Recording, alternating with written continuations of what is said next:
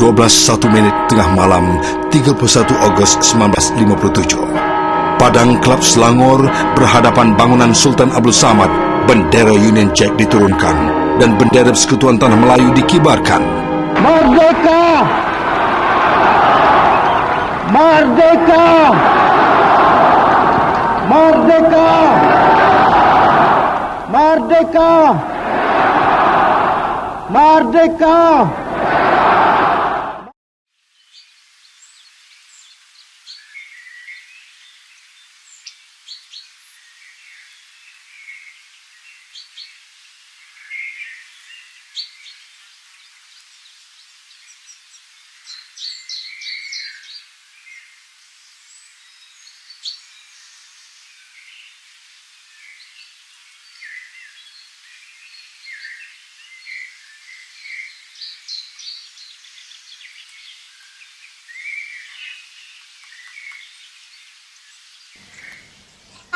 Nama awak siapa?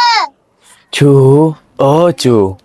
Ya. Atuk ada cerita ni. Cerita apa, Atuk? Mari Atuk ceritakan ya. Hari ini, apabila kita menyebut merdeka, kita bukan hanya mengenang perjuangan pejuang terdahulu. Merdeka bermakna kita bebas menentukan masa depan negara. Bebas untuk belajar, bebas untuk berkarya, bebas untuk membina kehidupan yang lebih baik. Namun, kemerdekaan juga membawa tanggungjawab.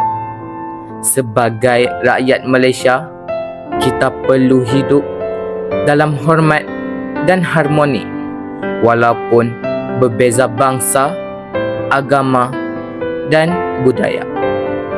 Inilah semangat merdeka, membina negara yang maju, beradab, saling menghormati dan prihatin terhadap sesama insan.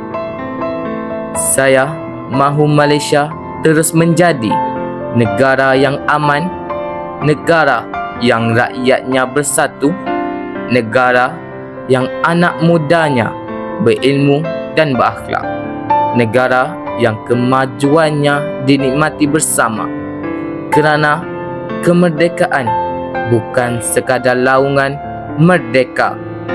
Kemerdekaan ialah apabila kita bersama-sama menjaga negara ini demi Malaysia, demi perpaduan, demi masa depan, demi negaraku sejahtera, kesejahteraan dinikmati.